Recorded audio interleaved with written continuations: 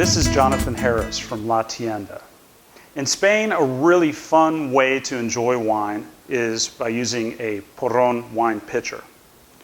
You can use any kind of wine you like, or even sangria.